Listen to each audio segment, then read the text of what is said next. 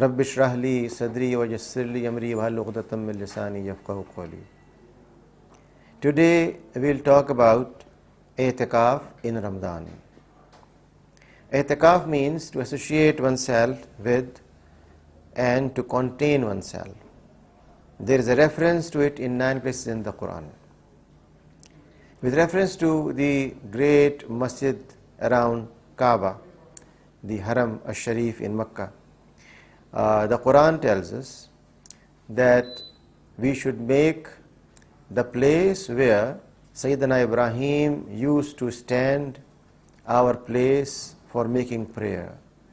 At the same time, it tells us that the Muslim Ummah should keep this mosque clean for those who visit, who make tawaf there, and who make itikaf there.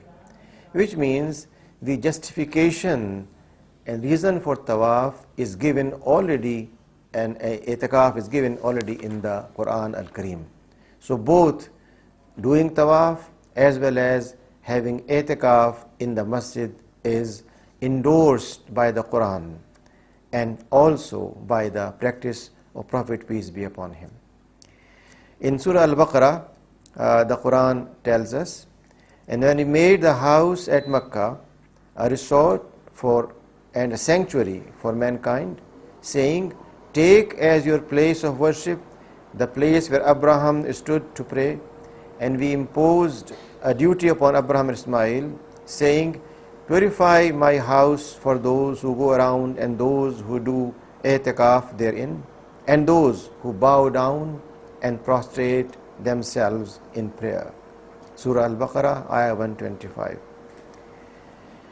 The same is supported and further elaborated by a hadith of Abu Huraira, reported in Sahih Bukhari, where he mentions the Prophet, peace be upon him, used to perform itikaf every year in the month of Ramadan for 10 days. And when it was the year of his death, he stayed in itikaf for 20 days. We find another hadith from Sayyida Aisha, again agreed upon, and there she mentions that the Prophet used to say, look for the night of Qadr in the last 10 nights of the month of Ramadan, and that he used to practice itikaf in last 10 nights of Ramadan. So two things are established. First, the Quran expects believers to make itikaf as well as to make tawaf in Haram al-Sharif. Secondly, hadith tells us that Prophet, peace be upon him, since Ramadan was made obligatory, fasting was made obligatory, in the month of Ramadan, in its last 10 days, he used to make itikaf. In the month he passed away, particularly he made it for 20 days. We also find another hadith by Sayyida Aisha, in which she says, the sunnah for one who is observing itikaf in a mosque is not to visit a patient or to attend a funeral or touch or embrace one's wife or go out for anything but necessary purposes. There is no itikaf without fasting. There is no itikaf except in a congregational mosque. Several aspects pointed out in one single hadith. Firstly, itikaf is mostly in Ramadan when we are fasting. It could also be in some other days when a person is fasting and at the same time is in itikaf. Secondly, during itikaf there is an ethics. There are certain conditions. Among those is one has to fully devote oneself for staying in the masjid, remembering Allah subhanahu wa ta'ala, and following certain program. We'll talk about it later. But right now, it's enough to say that in this hadith, it's very clear that itikaf means staying purposely in masjid. Thirdly, it also tells us that during itikaf, a person should not make it a casual activity. that he just comes for a while, then goes out, moves around in shops, then come back again and sit for a while. It's not a kind of casual meditation, but it's a concentration. It's a kind of continuous activity in which a person day and night in last 10 days is absorbed in a specific program. So in Sayyidah Aisha's hadith we find these things emphasized, that one should not go even to attend a funeral or visit a patient, which is a sunnah and a haqq of a believer on the other believer.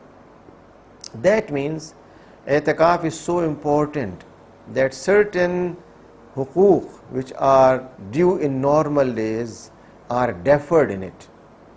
Once itikaf is over, one can go and attend to a patient, seek his health and welfare from Allah subhanahu wa ta'ala. Similarly, if there is a funeral, which is also a fard kifaya on Muslim community to attend, in itikaf one can even skip it and later on make dua for the person and visit the family and convey his regrets to them.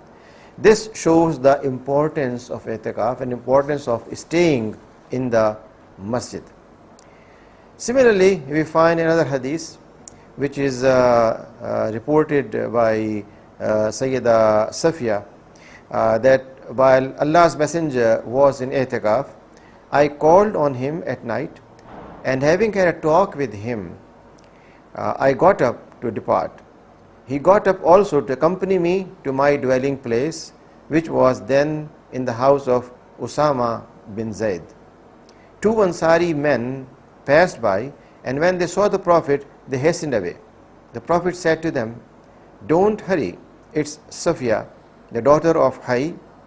They said, "Glorified be Allah, O Allah's Apostle, how dare we suspect you?" He said, "Satan circulates in human mind as blood circulates in it, and I was afraid that Satan might throw an evil thought or something into your hearts." Reported in Bukhari. This hadith, in a sense, provides us some liberty.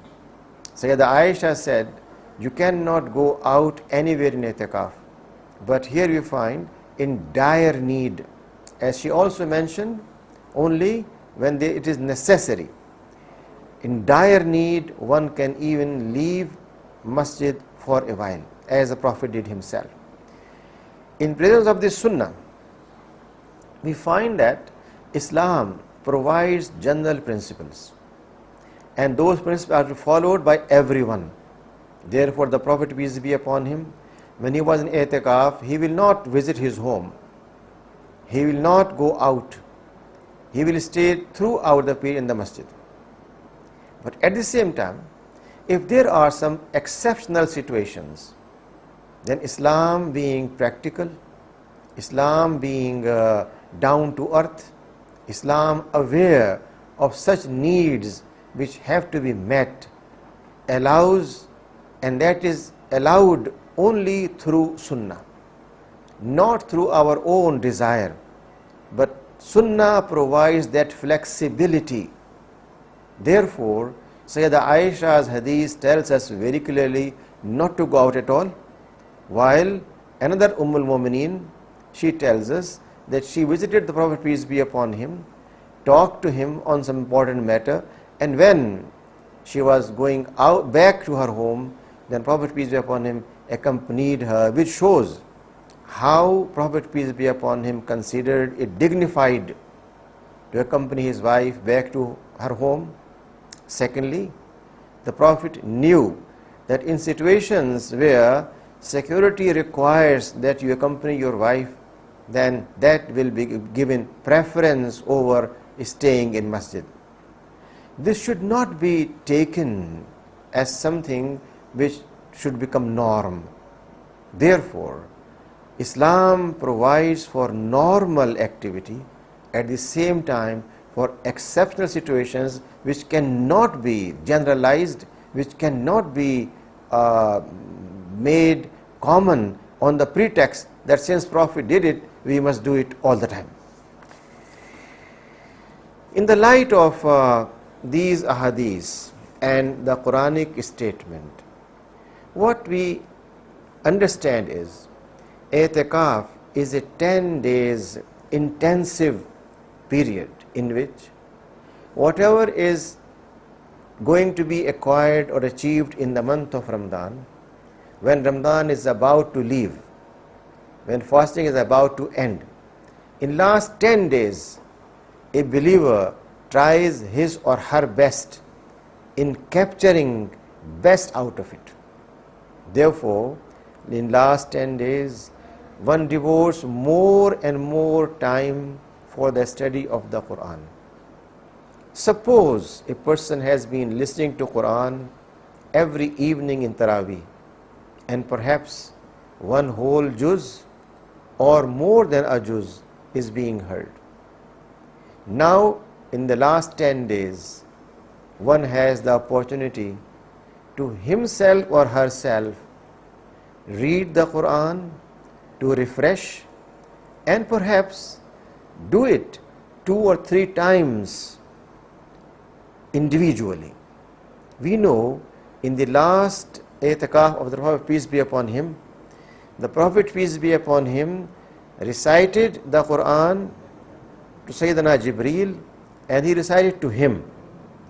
So a double process of verification was done before he passed away, that every single revelation that was sent through Jibreel ﷺ is fully recorded in his memory and is going to be communicated to the Ummah till the day of judgment. One foolproof way of ensuring no omission, no addition, no change in the Quran can take place till the day of judgment. Since the Prophet, peace be upon him, in these last days recited the Quran and heard the Quran twice, for the mu'takif, it's an example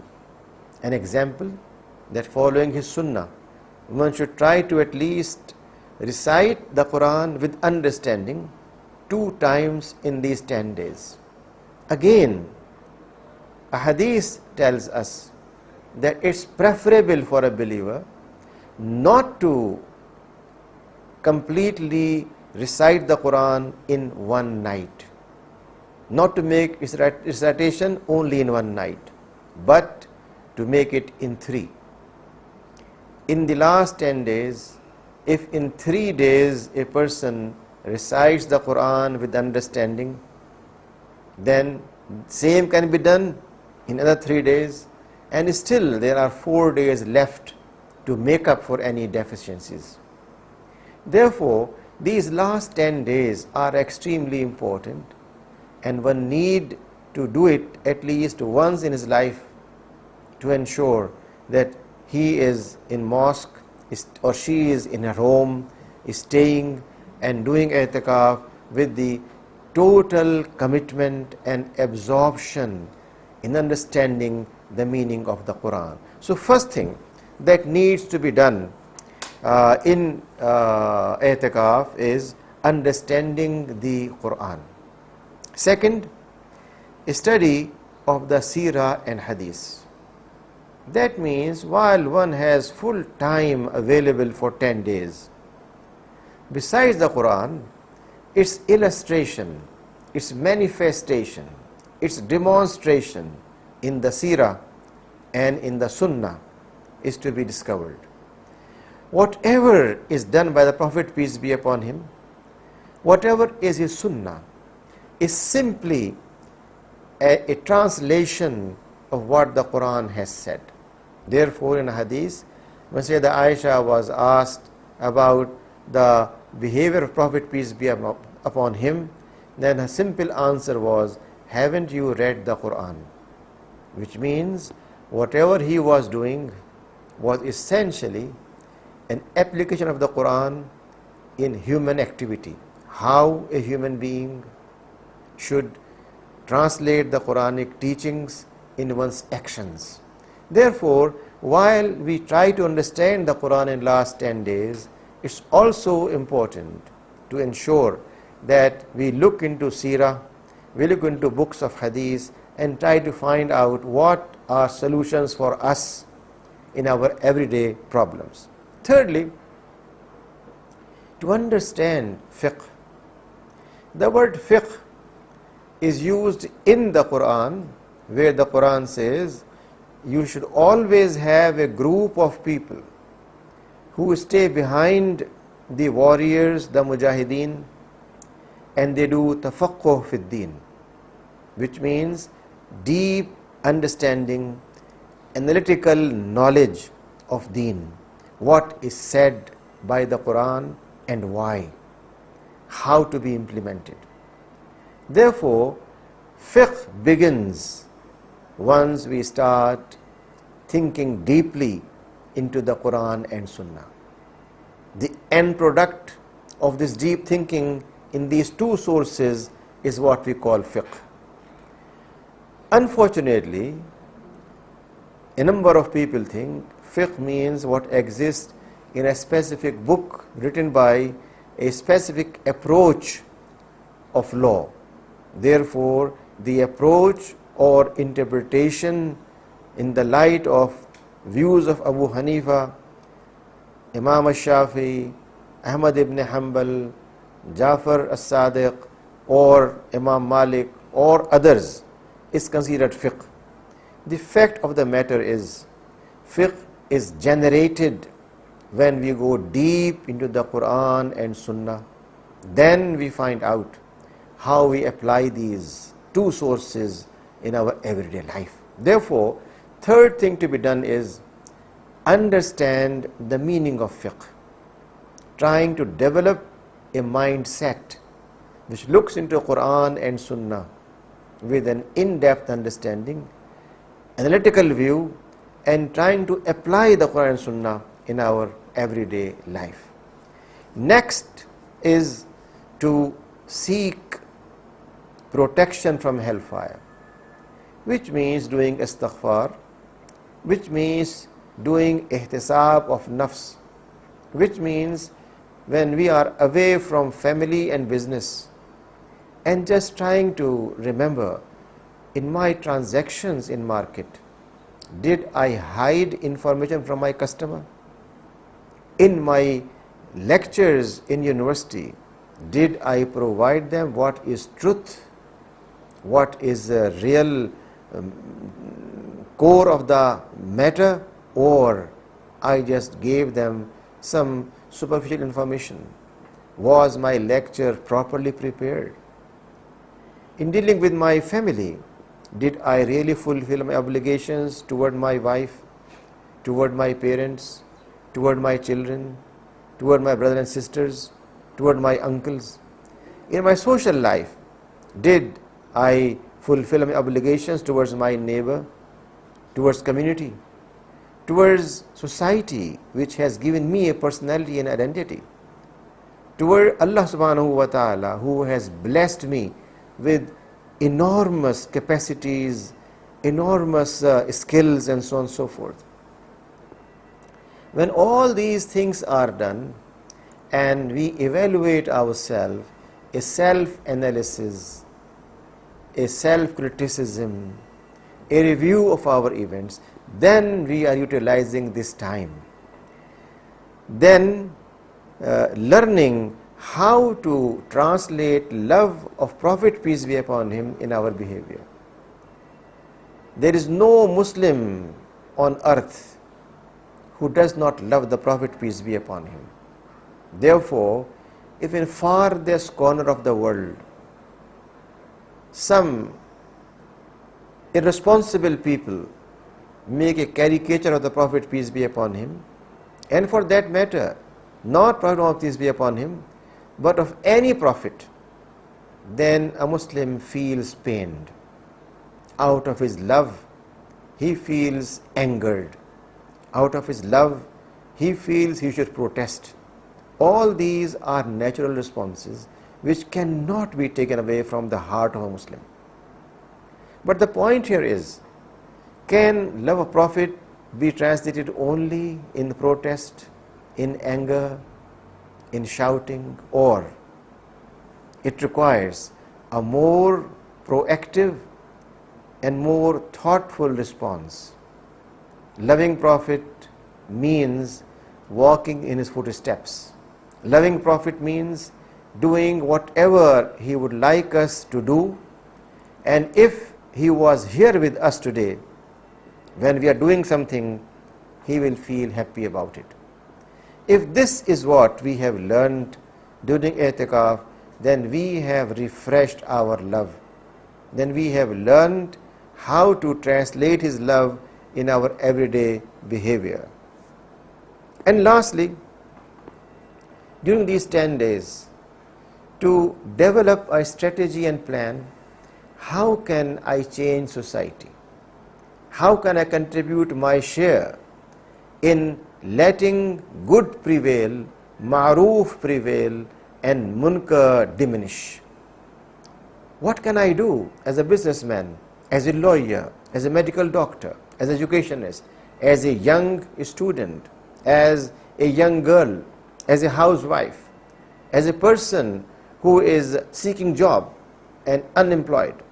In all these situations, how I can change society, how I can bring good in society, how I can reduce sources of evil, how I can create an environment in which people feel more secure and peaceful, how we can create love among people, how we can reduce hate. All these are aspects which are to be focused during.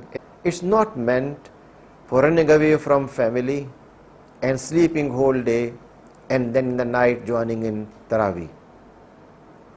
It is a matter of very responsible, very conscious effort during night and day. Unfortunately, in some parts of the world, we find that people who have made their Salatul Taraweeh or Tahajjud, they later on spend nearly half of the day sleeping. This is not the objective. The objective is to contain sleep, to use daytime for study, for meditation, thinking, analysis, at the same time to use nights to have vigil, to remember Allah subhanahu wa ta'ala, and to join the community in Taraweeh. Now, things to be avoided in Itekaf are very simple. First and foremost, behavioral check. Therefore, no backbiting and no use of improper language, no anger, no harsh words, no exchange of argument. Secondly, no business transactions.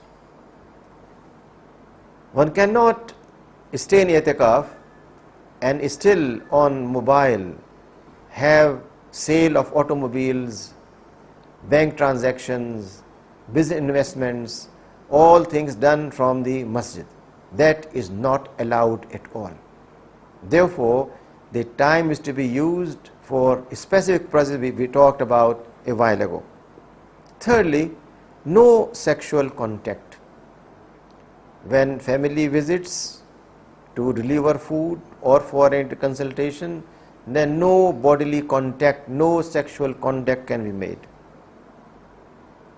And lastly, to defer those things which can be deferred. Only do those things which are necessary, which means training our mind in how to prioritize, training our mind in how to do things in proper time. When you are doing in Itekaf and you hear that a friend has fallen sick and is hospitalized, immediate response is, I should go and meet him, convey my concern to him and help him as much as possible, which is human, which is what Islam wants, which is what Prophet wants. Prophet often used to ask his companions, who has today visited a sick person to pray for his health? And that has been mentioned as one of the hukuk or rights of a believer over the other one. Nevertheless, this right, which is to be observed, is to be prioritized. When I have a choice between meeting this right and meeting rights of Allah subhanahu wa ta'ala. Itekaf is a right of Allah on His servant. That during this period, the servant had dissociated himself from all other activities which are halal and permissible, which Allah wants us to do, but for a specific duration. All that is halal has been abandoned in favor of just praying to Allah subhanahu wa ta'ala, in favor of doing things which are going to please Allah subhanahu wa ta'ala, in favor of trying to concentrate and do things which are going to reward us in this life and life hereafter.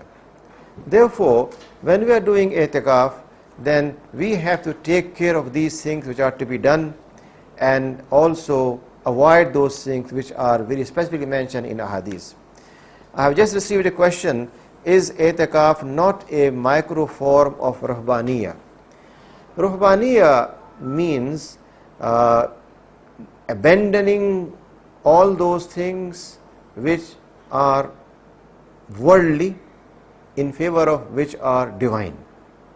Therefore, ruhban are people who have abandoned world for soul. Here, during itikaf, a person eats, a person sleeps, a person thinks, a person talks, a person educates others, a person is educated by someone. Everything which is supposed to be worldly, quote unquote, is being done, except a few acts which are to be avoided. Secondly, all this is done in order to go back to society and change it, in order to be part of society, in order to go back and embrace wife as Allah and Prophet wants her to be embraced. Ruhbaniya means you cannot have marriage, you have to have abstention. You cannot enjoy a number of things. But in itikaf, only during the period of itikaf, one cannot enjoy those things. Therefore, it's not a ruhbaniya, it's not a activity of spiritualization alone, but it's a matter of conscious living, consciously understanding the Quran, consciously planning for the future, interacting with people, and doing a nasiha while in itikaf, advising others, taking advice from others. So it is a ongoing activity, no different than other ibadat. At the same time, it does not bifurcate life in two separate realms, a realm of world and a realm of spirituality. Ruhbaniya or monasticism is based simply on this fact that these two are separate entities. One cannot join the two. You cannot be a mystic who has left the world, at the same time live a family life. You cannot be a monk, at the same time married person. Therefore, ruhbaniya, monkhood or monasticism are completely separate. Islam rejects that. Hadith tells us very clearly, La ruhbaniya fil Islam. And similarly, the Quran tells us that your living a family life is as valuable as making your ibadat in the prescribed manner. Therefore, itikaf cannot be compared with an exercise of ruhbaniya, but it's a matter of a conscious analysis of our behavior. It's a matter of consciously understanding the Quran, the Sunnah, fiqh, and at the same time planning for bringing change in society for the better. May Allah subhanahu wa ta'ala allow us to benefit from itikaf, capture its spirit, and learn during this period how we can be better Muslims, better human beings, and how we can create around us a better environment in society where peace, justice, and truth prevails. Wa akhir da'wana rabbil alamin.